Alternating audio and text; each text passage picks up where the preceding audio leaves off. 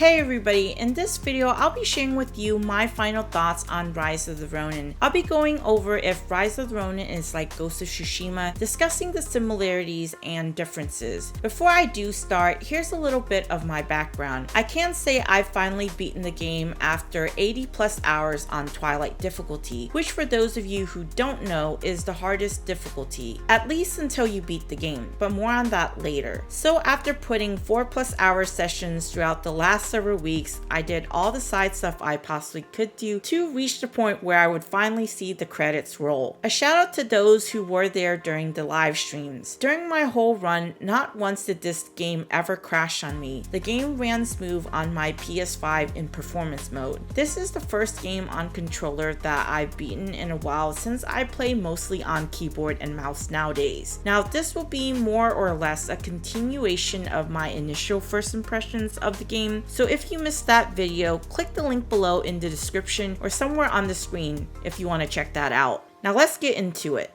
When starting out, you get to customize and create 2 characters. I do, however, recommend that you put time into just one for story-related reasons you'll soon find out. Spoiler warnings here. You get to play as only one throughout the rest of your playthrough, but that's entirely up to you if you decide to customize both for whatever reason. I made my character a female as well with a big ass head, my bobblehead or Funko Pop playthrough as you will, and kept my blade twin the default. The story centers around you looking for your blade twin, with this serving as the main motivation throughout your journey. But the way the story is set up, you can side with either anti or pro shogunate. Honestly, for me, it was confusing since you're just flip-flopping back and forth between the sides, or when doing a bond mission with certain NPCs, weren't you like my enemies just moments before and now we're all chummy like, hey, let's come get drinks with me or whatever afterwards, you know? I guess after all, we are a Ronin. The story lost me with these conflicting moments, but where the game shines through is the gameplay. Well, for the most part anyways. Which, if you're familiar with Team Ninja's game, this should come as no surprise. It probably didn't help that my character has such an enormous head. It was hard to take anything seriously during certain cutscenes. It was real obvious. There are significant differences in setting, narrative structure, and gameplay, even with the character customization you have in Rise and Ghost being set to only Gen. Rise of the Ronin and Ghost of Tsushima are only united by their shared foundation in samurai theme, open world action, and exploration. They both focus on immersing players in Japanese history and culture, though the specific time periods differ between the two. 1274 for Ghost of Tsushima during the Mongol invasion of Japan, and for Rise, late 19th century during the Bakumatsu era. Ghost has a largely straightforward main story with only one major choice at the end of the game, and supporting characters are more directly tied to the main campaign rather than Rise's separate faction-based storyline and the multiple ending based on the player's decision, and the support for those factions, each with their own vision for Japan's future.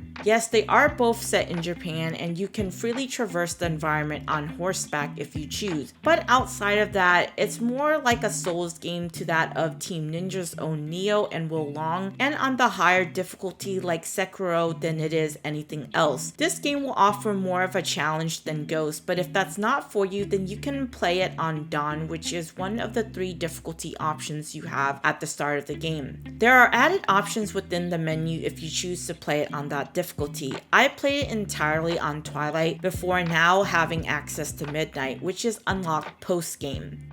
The exploration feels similar to a Ubisoft game like Assassin's Creed or Far Cry, where there are different activities for you to engage with, from public orders, unruly areas, fugitives to fight, to collecting cats and finding treasure chests. However, I will say, unlike a Ubisoft game where there's just a bunch of question marks on the map until you get to that location to uncover, in this game you have to take out the enemies in whichever region you're in with the public order. Once cleared or liberated, then it will show you where the rest of the POIs or point of interest are on the map. Besides traveling on horseback, you have other traversal methods like with grappling hook and glider outside of the bountiful fast travel points called Veiled Banners. Once unlocked, you can fast travel to it at any time outside of during story missions. I did wish that there were more areas where you could use your grapple hook on building, as it felt very limited where you could, or give us the ability to use it as you pleased within a certain range. I didn't mind the exploration in this game, which took me by surprise when the map expanded. When I say that, I mean it took me to a completely whole new area to explore, which I was very surprised by.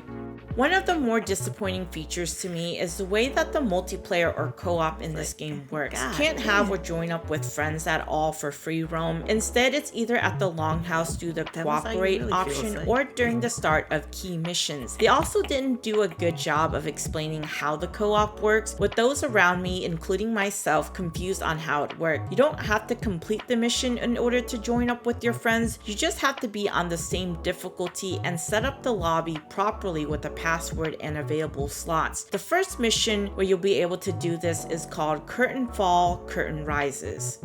There are also side quests you can do and bond missions tied to specific characters you meet during your journey, some of which are based on real-life historical figures like Ryoma Sakamoto and Matthew Perry. There are plenty of different NPCs you can increase your bond with through giving gifts that nets different rewards depending on the tiers you get them to, dialogue choices to know more about them, and characters you can romance if you see the favor bar. Some of these NPCs will have different battle styles you can only acquired through this, while others you can obtain as you progress through the story or fighting at the dojo. It definitely got annoying for me with the sheer amount of NPCs in the game, since in order to level up or increase the bonds, you want to give them gifts to receive rewards. It made me think of those mobile games where you would do this, especially since part of the story is influenced by your relationship with different factions and characters loyal to them. Rise of the Rōnin also features more advanced weapons like firearms, rifles, and even flamethrowers, due to it taking place in a more modern, technologically infused age. A more modern approach compared to Ghost that is limited to traditional samurai weapons like swords and bows due to the time period. There's a large array of weapons and stances as you level up your weapon proficiency, with each weapon going up to level 25 before maxing out. This game features weapon and armor customization too, with transmog, from your standard stronger equipment to special armor sets from certain NPCs. If this isn't your first Team Ninja game, know that it has secret boss fights and Easter eggs too. Now, it may seem like the overall tone of this video is negative, but it's definitely not. I absolutely love the combat in this game. It is by far the best part, with it being intense and fast-paced, rewarding your timing when you're able to counter spark or parry enemies in this game. It offers a similar challenge and satisfaction that I got like playing Lies of P and Sekiro. Keep pulsing at the right time to extend your combo chain till you're able to deliver a critical blow, obliterating your enemies until they are no more. I've seen people come up with some crazy combos, masterfully showing off the potential of what you can do in this game. I, however, don't have the skills to do that, but I digress. Anytime you have other companions with you, you can switch seamlessly between them and yourself. This gives you access to their unique weapons, skills, and combat styles, although I often found them quite limited in comparison to what your character has with your own personal gears and skills when I did swap, so much that I much prefer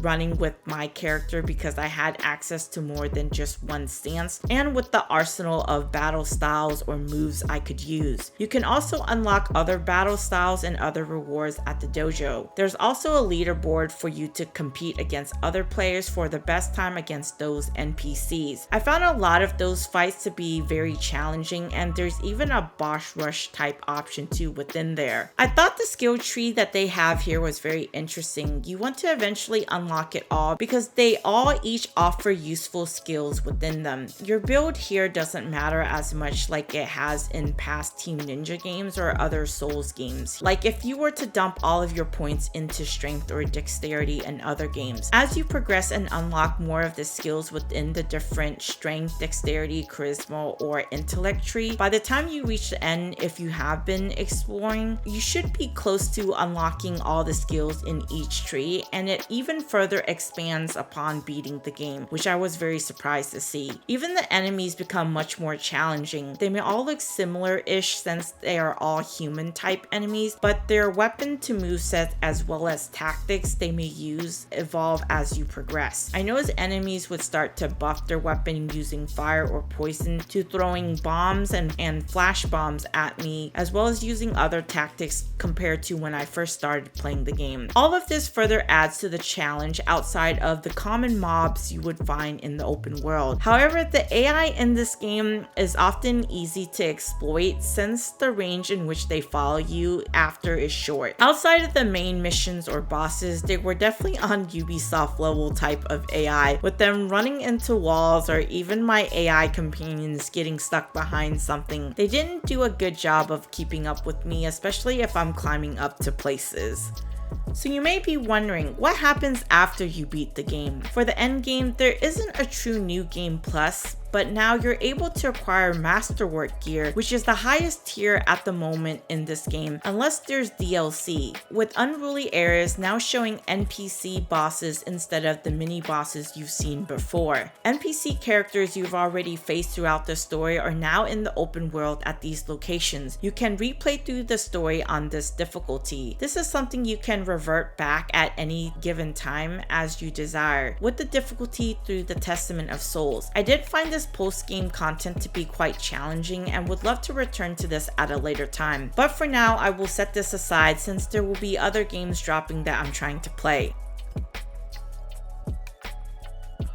I say if you're a gameplay first type of person, I think that there is plenty of content here that's well worth the $70 given the amount of time I personally already put into it. That's not counting the end game that I recently just got to. But if you care about the other elements like the story and the graphics, or maybe you just don't want to spend $70 for this game, well then I would say wait for it to be on sale. But I personally had a ton of fun playing through this game and found the combat enjoyable yet very rewarding as I level up and got access to new abilities and finding the secret bosses throughout the world. So there you have it. Those are my final thoughts review for Rise of the Rōnin. If you made it here, leave a Funko Pop with your comment. Let me know what you think of the game. Subscribe to the channel if you haven't already. And as always, thanks for watching.